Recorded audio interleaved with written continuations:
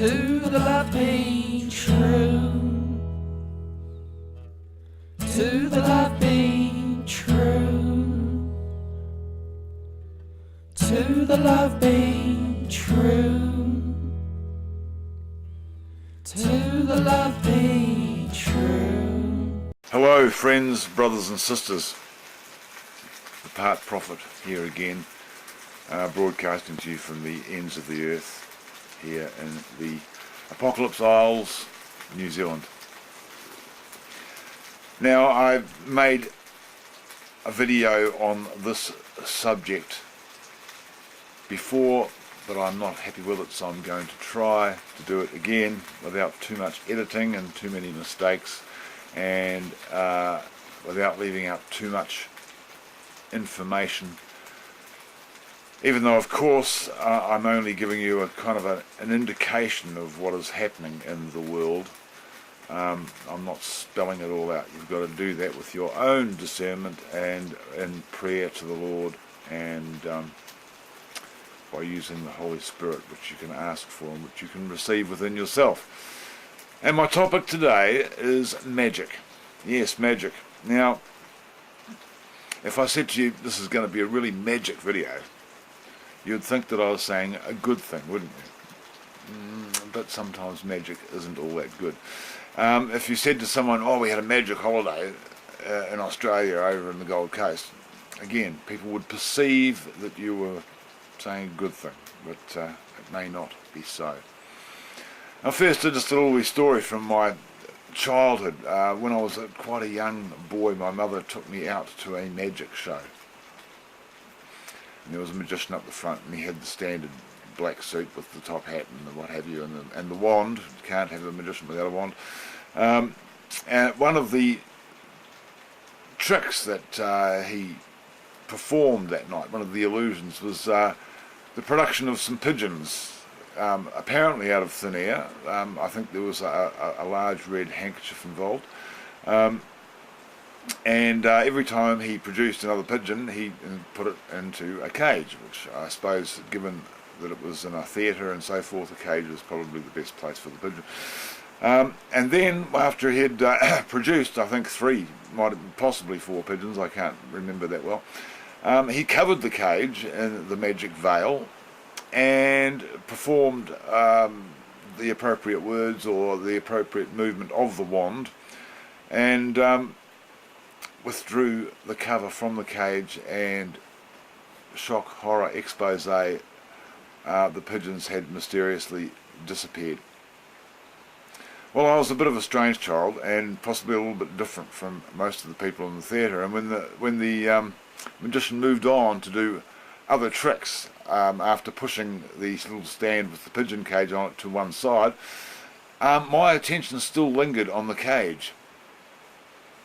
And whilst the rest of the audience was still captivated by what the magician was doing elsewhere, lo and behold, a little pigeon head popped itself up from the false bottom in the cage. Well, this was a great revelation to me. I tugged on my mother's arm and said, Mum, excitedly, look, I know what happened to the pigeons. They're in a false bottom in the cage. Well, my mother looked around embarrassedly and told me to be a little bit quiet. She didn't want the people in the audience to have their illusions shattered. She didn't want them to be divested of the trick. It would have been rude, apparently, to alert people as to how the trick was done. However, I think it had a profound effect on me generally, because I've been a little bit cynical ever since, and I've always tried to look where other people don't look. And in so doing, you often see how the trick has worked. Okay, now I'm just going to backpedal about 6,000 years now, and we're going to go back to Babylon in the Old Testament. Now, I'm just going to be really giving a quick summary of that whole story, a paraphrasing, if you like. Now, Babylon, the great city of Babylon, was a great city, obviously, otherwise they wouldn't call it the great city of Babylon. And the movers and shakers in that great city were the Chaldeans, a foreign race, and they were predominantly magicians, in those days sorcerers and necromancers. skilled both in the art of illusion and also the art of divination. They are what you might call secular prophets. The part prophet here is hopefully not a secular prophet or a false prophet necessarily either. And due to Babylon being almost completely given over to the sin of pride, the original sin, if you like, the very first and foremost sin, that Eve was seduced into believing that she could become as God.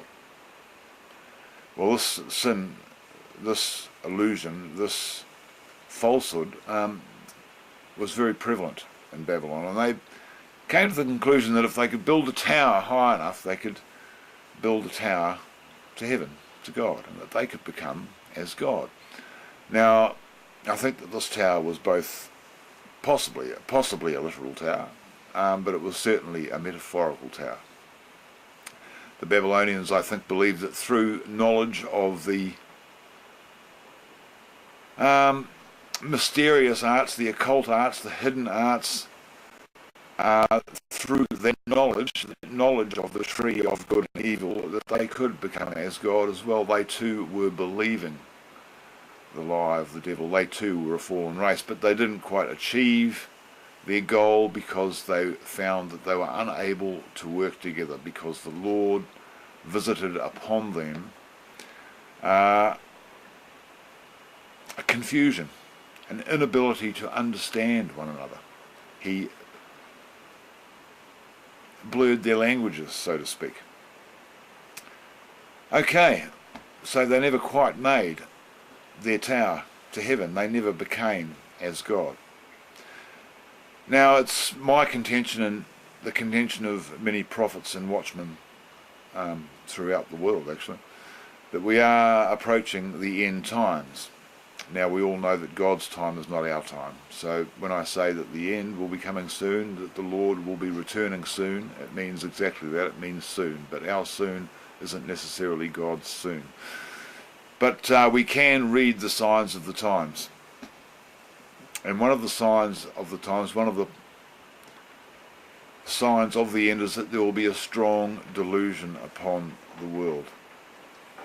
Now, I think we can all agree that in the secular world, people are once again believing that age-old lie that through knowledge they too can become as God. This actually denies the order of things. Creation is creation. It needs to accept itself as creation, and it is not God. It is the created thing of God. And when things are in their right order, we thank God for creating us, and we worship that God in spirit and in truth. In the wrong order, we elevate the self, the I, the ego, creation, various aspects of creation, nature, whatever, all aspects of creation, we elevate them to the place of God. This is the false God. In these latter days, when a strong delusion has been allowed to visit itself upon the earth, when we are living in the days of Mystery Babylon, that most of what you are seeing, if you read the newspapers, if you watch the television, if you participate in what I would term to be mainstream life. You see, I'm very privileged. I live out here in the middle of God's creation. It's mostly trees and dirt. Yep, a lot of dirt. Not too many people. I've given up watching the TV over 2 decades ago. I used to listen to the radio a fair bit, but really most of what I hear on the radio now is quickly identified by the spirit within me as complete and utter rubbish, so I turn it off most of the time. Consequently, I get the time to sit here and make these videos for anyone that would want to see them, and I do watch a little bit of YouTube content. Most of what is in the public perception these days is an illusion. There are very, very few people who would even think to challenge the concept of evolution. However, if you want to do a little bit of reading, if you want to do a little bit of homework, if you want to do a little bit of research, as I've done, you'll realise that it's completely ridiculous. The concept of Darwinian evolution is quite simply ludicrous. It flies in the face of just about all the science that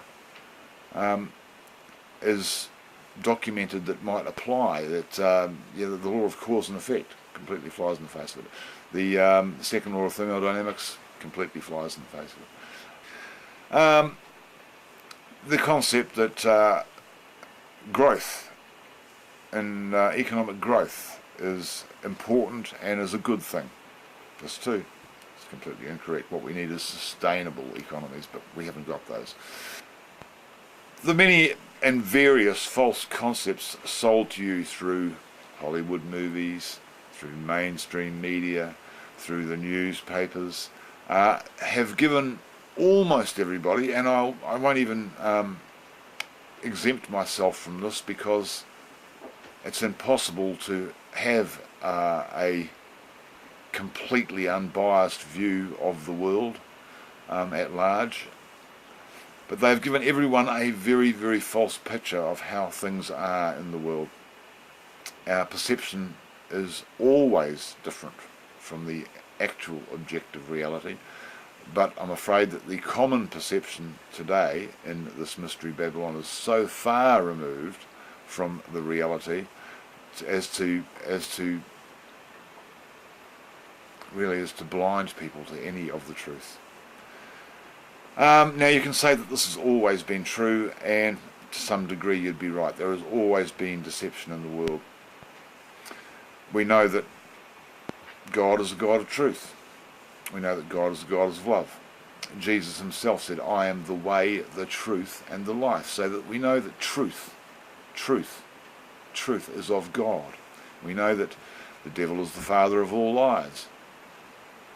That the devil is a deceiver. That the devil is a seducer. That when he said to Eve in the Garden of Eden, that if you eat of this fruit, you will not surely die, you will become as God. We know that that was a lie. We know that this is what introduced death into the world. Okay, so truth is good and of God. Deceit and lies is evil and is of the devil. Currently, the world is labouring under a deceit, under a huge, strong delusion. How do we remove ourselves from that strong delusion? There is only one way, and that is by connecting with the Spirit of our Creator, the Holy Spirit, the Spirit of Jesus Christ. We must do this in prayer, we must do this in humility, okay? And this will protect us from being deceived, from accepting the standards of this world, the standards of the flesh, as Jesus called them and as St. Paul called them. We must be delivered of this world. We must be delivered of the blindness. We must be delivered of the illusion. And once that has happened, once you've seen the pigeon poke its little head up from the false bottom in the cage, you can't unsee it. You know that the bottom of the cage is false, and you cannot deny that the bottom of the cage is false. When you've seen the light, and when that light has illuminated what is true, you can no longer go back and live in the darkness and pretend that what is not. Now, I believe that this should be preached from every pulpit in the world. That really, now more than ever, we need to divorce ourselves from the mainstream. But for the moment, what I want to encourage you to do is to be on your guard. On everything. Even the conversation. The conversation includes assumptions about certain facts which are simply untrue. So be on your guard, stay with the truth, pray constantly. God bless you all.